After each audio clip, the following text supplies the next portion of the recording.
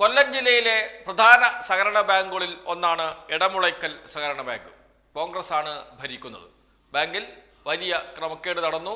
പ്രസിഡന്റിന്റെ നേതൃത്വത്തിലാണ് ക്രമക്കേട് നടന്നത്. 20 കോടിയുടെ ക്രമക്കേട് ഇതിനകം തന്നെ കണ്ടെത്തിയിട്ടുണ്ട്. അന്വേഷണം നടന്നുകൊണ്ടിരിക്കുകയാണ്. കൃത്യമായ അന്വേഷണം നടക്കുന്നില്ല എന്ന് പറഞ്ഞ് നിക്ഷേപകനായ ഒരാൾ ഹൈക്കോടതിയെ സമീപിക്കുന്നു. ഹൈക്കോടതി അന്വേഷണം നടത്താൻ ഇഡിയെ ക്ഷണിക്കുന്നു. ഇഡിയെ ഏൽപ്പിക്കുന്നു, എൻഫോഴ്സ്മെന്റ് ഡയറക്ടറേറ്റിനെ ഏൽപ്പിക്കുന്നു. അത് സംബന്ധിച്ചുള്ള വാർത്ത വന്നിട്ട് 2 ദിവസങ്ങളായി.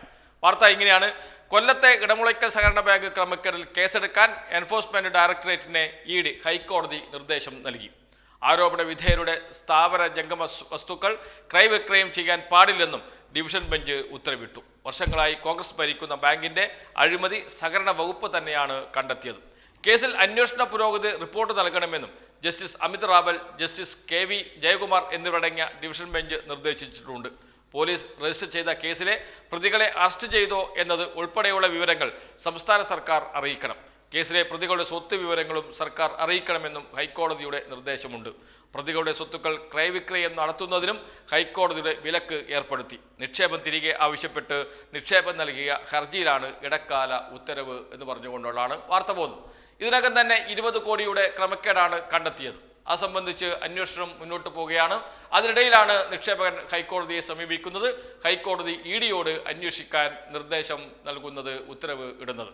ഇനി ഇഡി വരുമോ എന്നാണ് അറിയാനുള്ളത്. കാരണം കോൺഗ്രസ് ഭരിക്കുന്ന സഹകരണ ബാങ്കാണ്. ഇഡിക്ക് അത്ര രാഷ്ട്രീയ താല്പര്യം ഉണ്ടോ എന്ന ചോദ്യമൊക്കെ അതിൽ ഉയരാൻ കാരണവുമുണ്ട്. കാരണം കോൺഗ്രസ് ഭരിക്കുന്ന നിരവധി ബാങ്കുകളിൽ ഇതിനകം തന്നെ ക്രമക്കേട് കണ്ടെത്തുകയും അന്വേഷണം നടക്കുകയും ആളുകളെ ജയിലിലടയ്ക്കുകയും ഒക്കെ ചെയ്തിട്ടുണ്ട്. പ്രസിഡന്റുമാരെയും മുൻ പ്രസിഡന്റുമാരെയും ഒക്കെ ജയിലിൽ അടച്ചിട്ടുണ്ട്. സംസ്ഥാന ക്രൈംബ്രാഞ്ച് FIR ഇട്ട് അന്വേഷണം നടത്തിക്കൊണ്ടിരിക്കുന്നുണ്ട്. അവിടെയൊന്നും ഇഡി പോയില്ല. ഉദാഹരണം പുൽപ്പള്ളി, കോൺഗ്രസ് ഭരിക്കുന്ന ബാങ്കാണ്, സഹകരണ ബാങ്കാണ്.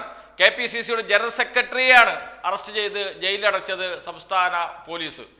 FIR ഇട്ട് അന്വേഷിച്ചു. FIR ഇട്ടാൽ മാത്രമേ ഇഡിക്ക് ഇടപെടാൻ കഴിയുകയുള്ളൂ എന്നാണ് ഇഡി പറയുന്ന ന്യായം.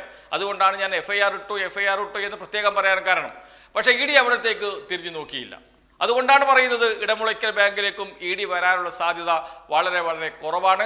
ഹൈക്കോടതിയുടെ നിർദ്ദേശമുണ്ടായതുകൊണ്ട് കേസ് അന്വേഷിച്ചു എന്ന് വരുത്തി തീർക്കാൻ സാധ്യതയുണ്ട്. അതുമാത്രമേ ഉണ്ടാകുകയുള്ളൂ. അന്വേഷണം തുടരുന്നു എന്ന് കോടതി റിപ്പോർട്ട് നൽകുകയും ചെയ്യും. അതാണ് കൊടകര കുഴൽപ്പണക്കേസിൽ നാം കണ്ടത്. BJPക്ക് വേണ്ടി കൊണ്ടുവന്ന കുഴൽപ്പണം, കള്ളപ്പണം.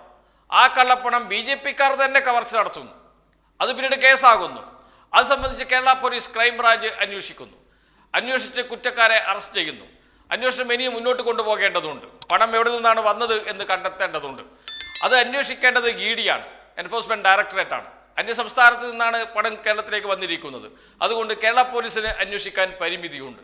അതുകൊണ്ട് അന്വേഷണം നടത്തേണ്ടത് ഇഡിയാണ്. കള്ളപ്പണക്കേസ് അന്വേഷിക്കേണ്ടത് ഇഡിയാണ്. ഇഡിക്ക് പൂർണ്ണമായും റിപ്പോർട്ട് നൽകുന്നു. അന്വേഷണ റിപ്പോർട്ട് പൂർണ്ണമായും കൈമാറുന്നു. തെളിവുകൾ കൈമാറുന്നു. ആരൊക്കെയാണ് ചോദ്യം ചെയ്തത് എന്ന് പറയുന്നു. ചോദ്യം ചെയ്തതിന്റെ വിശദാംശങ്ങൾ കൈമാറുന്നു, മൊഴി കൈമാറുന്നു. അങ്ങനെ വിശദമായ റിപ്പോർട്ട് ഇഡിക്ക് കൊടുക്കുന്നു. പക്ഷേ ഇഡി അന്വേഷിച്ചതേ ഇല്ല. അതുമാത്രമല്ല, കോടതിയിൽ പോയപ്പോൾ എന്തുകൊണ്ടാണ് ഇഡി അന്വേഷിക്കാത്തത് എന്ന് കോടതിയിൽ പോയപ്പോൾ ഇഡി കോടതിയിൽ കൊടുത്ത അഫിഡവിറ്റ് അത് അന്വേഷണം പുരോഗമിക്കുന്നു എന്നാണ്. അന്വേഷണം ഇങ്ങനെ പുരോഗമിച്ചു കൊണ്ടിരിക്കുകയാണ്. ഇതുവരെയും ഒരാളെ പോലും ചോദ്യം ചെയ്യാൻ ഇഡി തയ്യാറായിട്ടില്ല. അന്വേഷണം നടത്തിയതേ ഇല്ല എന്നതാണ് വസ്തുത.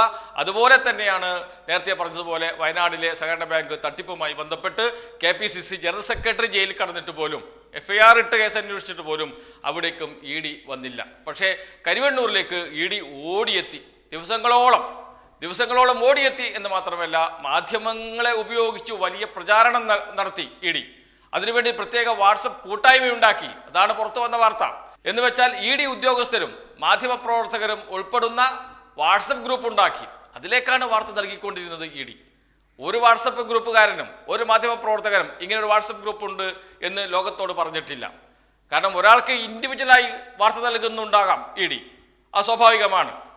അദ്ദേഹവുമായി അല്ലെങ്കിൽ ആ മാധ്യമപ്രവർത്തകനുമായി ഇഡി ഉദ്യോഗസ്ഥന്മാരുടെ ബന്ധം, അതില്ലെങ്കിൽ മാധ്യമപ്രവർത്തകന് ഇഡി ഉദ്യോഗസ്ഥരുമായുള്ള ബന്ധത്തിൻ്റെയൊക്കെ അടിസ്ഥാനത്തിൽ വാർത്തകൾ കിട്ടാം. അതിലാണ് മാധ്യമപ്രവർത്തകരുടെ ജോലിയും, അങ്ങനെ വാർത്തകൾ ചോർത്തിയെടുക്കുക എന്നത്. എന്നാൽ മാധ്യമപ്രവർത്തകരെ കൂട്ടായ്മ ഉണ്ടാക്കുക, അതിൻ്റെ അഡ്മിൻ ഇഡി ഉദ്യോഗസ്ഥനാകുക, ഇഡി ഉദ്യോഗസ്ഥൻ ആ കൂട്ടായ്മയിലേക്ക് വാർത്ത നൽകുക, അതുപോലെ നടന്നിരുന്നു കരുവന്നൂർ ബാങ്കുമായി ബന്ധപ്പെട്ട കാര്യത്തിൽ കൊച്ചിയിൽ എന്ന വാർത്തകൾ ഇപ്പോൾ പുറത്തു വന്നു തുടങ്ങിയിട്ടുണ്ട്, മെല്ലെ പുറത്തു വന്നു തുടങ്ങിയിട്ടുണ്ട്. ഒരു മാധ്യമപ്രവർത്തകനും അതിൻ്റെ സ്ക്രീൻഷോട്ട് എടുത്ത് വാർത്ത നൽകിയിട്ടില്ല. അത്രയ്ക്ക് നിഷ്പക്ഷരാണ് നമ്മുടെ മാധ്യമപ്രവർത്തകർ എന്നോർക്കണം, നമ്മുടെ മാധ്യമ സ്ഥാപനങ്ങൾ എന്നോർക്കണം. എല്ലാ മാധ്യമപ്രവർത്തകരെയും ഉൾപ്പെടുത്തിയിട്ടില്ല, അവർക്ക് വേണ്ടപ്പെട്ടവരെ മാത്രമേ ഉൾപ്പെടുത്തിയിട്ടുള്ളൂ ഈ വാട്സപ്പ് കൂട്ടായ്മയിൽ എന്ന വിവരവും ഇതിനകം തന്നെ പുറത്തു വന്ന് കഴിഞ്ഞിട്ടുണ്ട്. അതാണ് ഇ ഡി. അതുകൊണ്ടാണ് പറയുന്നത് ഈ ഇടമുളയ്ക്ക സഹകരണ ബാങ്കിലേക്കും ഇ ഡി വരുമോ എന്ന ചോദ്യം ഉയരുന്നതും അതുകൊണ്ടാണ്. ഇ ഡി വരാനുള്ള സാധ്യത വളരെ വളരെ കുറവാണ്. നേരത്തെ പറഞ്ഞതുപോലെ ഹൈക്കോടതിയുടെ നിർദ്ദേശമാണ്. അതുകൊണ്ട് ഹൈക്കോടതിയുടെ നിർദ്ദേശം പാലിക്കാതിരിക്കാൻ കഴിയില്ല. അതുകൊണ്ട് അന്വേഷണം ഏറ്റെടുത്തു എന്നോ അന്വേഷണം തുടരുകയാണ് എന്നോ പ്രാഥമിക അന്വേഷണത്തിലാണ് കാര്യങ്ങൾ എന്നോ മറ്റോ കോടതിയിൽ പറയാനാണ് സാധ്യത. ഇ ഡി നേരെ മറിച്ച് ഇവിടെ ഭരിക്കുന്നത് CPM ആണെങ്കിൽ, എന്ന് വെച്ചാൽ കോൺഗ്രസ് ആണ് ഇപ്പോൾ ഭരിക്കുന്നത്, മറിച്ച് CPM ആണ് ഭരിക്കുന്നത് എങ്കിൽ ഒരു വാട്സപ്പ് കൂട്ടായ്മ കൊല്ലം ജില്ലയിലെ മാധ്യമ പ്രവർത്തകരുടേതായി ഉണ്ടാകുമായിരുന്നു. അതല്ലെങ്കിൽ കൊച്ചിയിലെ പഴയ മാധ്യമ കൂട്ടായ്മ വാട്സപ്പ് ഗ്രൂപ്പ് ഒന്നുകൂടി സജീവമാക്കുമായിരുന്നു ഇ ഡി എന്നർത്ഥം. കരുവന്നൂരിൽ നാം അത് കണ്ടതാണ്. എന്തൊക്കെയാണ് കരുവന്നൂരിൽ കാട്ടിക്കൂട്ടിയത് എന്നത് നാം കണ്ടതാണ്. അതെല്ലാം ഒരേ ഒരു ലക്ഷ്യം വെച്ചാണ്, തൃശ്ശൂരിൽ സുരേഷ് ഗോപിയെ ജയിപ്പിക്കുന്നതിന് വേണ്ടിയിട്ടായിരുന്നു എന്ന് അന്ന് ഒരു മാധ്യമവും പറഞ്ഞില്ല. അന്ന് ഇടതുപക്ഷം അത് വിളിച്ചു പറഞ്ഞപ്പോൾ അതൊന്നും വാർത്തയായി നൽകാൻ പോലും നമ്മുടെ മാധ്യമങ്ങൾ തയ്യാറായില്ല. അത് വെറും ആരോപണം എന്ന രൂപത്തിൽ മാധ്യമ വാർത്തകൾ നൽകുകയാണ് മാധ്യമങ്ങൾ ചെയ്തത് എന്നത് നമ്മുടെ മുന്നിലുള്ള കാര്യം തന്നെയാണ്. ഏറ്റവും ഒടുവിൽ പ്രതികൾക്ക് ജാമ്യം നൽകിക്കൊണ്ട് കോടതി പറഞ്ഞ ഒരു വാക്യമുണ്ട്: ഇവർ കുറ്റം ചെയ്തതായി കരുതാൻ ന്യായമില്ല, കാരണമില്ല എന്ന് പറഞ്ഞുകൊണ്ടാണ് ഇവർക്ക് ജാമ്യം നൽകിയിരിക്കുന്നത്. കേസിന്റെ മുഴുവൻ വിശദാംശങ്ങൾ പരിശോധിച്ചതിന് ശേഷമാണ് കോടതി പറയുന്നത് ഈ രണ്ടുപേരെയും കുറ്റക്കാരാക്കാൻ അല്ലെങ്കിൽ അവർ കുറ്റം ചെയ്തു എന്നതിന് ന്യായമായ കാരണങ്ങളില്ല, അത് കണ്ടെത്താൻ അല്ലെങ്കിൽ തെളിവ് സഹിതം ഹാജരാക്കാൻ ഇ ഡിക്ക് കഴിഞ്ഞിട്ടില്ല എന്ന് പറഞ്ഞുകൊണ്ടാണ് അവർക്ക് ജാമ്യം അനുവദിച്ചത്. 14 മാസമാണ് ജയിലിൽ കിടന്നത് എന്നോർക്കണം. ഇലക്ഷൻ മാത്രമായിരുന്നു ഇ ഡിയുടെ ലക്ഷ്യം. ഇ ഡിക്ക് അങ്ങനെ യാതൊരു രാഷ്ട്രീയ ഉദ്ദേശവും ഇല്ല എന്ന് ആവർത്തിച്ചു പറയാൻ BJP നേതാക്കളെ ഇ ഡി ചട്ടം കെട്ടുകയും ചെയ്തിട്ടുണ്ട് എന്നത് ടെലിവിഷൻ ചാനൽ ചർച്ചകൾ കാണുമ്പോൾ നമുക്ക് മനസ്സിലാവുകയും ചെയ്യും. അതുകൊണ്ട് ഒരു കാര്യം ഉറപ്പിച്ചു പറയാം, ഇടമുഴയ്ക്കൽ സഹകരണ ബാങ്കിലും ഇ ഡി വരാനുള്ള സാധ്യത വളരെ വളരെ കുറവാണ്. കോൺഗ്രസ് ഭരിക്കുന്ന ബാങ്കിലേക്കാണ് ഇ ഡിയെ ക്ഷണിച്ചത് ആര്? ഹൈക്കോടതി. എന്താണ് പറയാനുള്ളത് കോൺഗ്രസ് നേതാക്കൾക്ക്? കരുവന്നൂരിനെ കുറിച്ച് എന്തൊക്കെയാണ് പറഞ്ഞത്? എത്ര വാർത്താ സമ്മേളനമാണ് നടത്തിയത്? അനിൽ അക്കരെ അവിടെ എങ്ങാനും ഉണ്ടോ? പ്രതിപക്ഷ നേതാവ് VD സതീശൻ എങ്ങാനും ഇത് അറിയുന്നുണ്ടോ? വാർത്താ സമ്മേളനങ്ങളൊക്കെ പഴയത് ഒന്ന് ഓർത്തുവെക്കുന്നത് നല്ലതായിരിക്കും. എന്തുകൊണ്ടാണ് ഇടമുളയ്ക്കൽ സഹകരണ ബാങ്കിന്റെ കാര്യത്തിൽ ഇത്തരം വാർത്താ സമ്മേളനങ്ങളൊന്നും കാണാത്തത് എന്ന ചോദ്യമാണ് ഉയരുന്നത്. ഒരിക്കലും കുറ്റപ്പെടുത്തരുത്. കോൺഗ്രസും BJPയും തമ്മിൽ ഒരു ധാരണയുമില്ല, ഒരു ഡീലുമില്ല.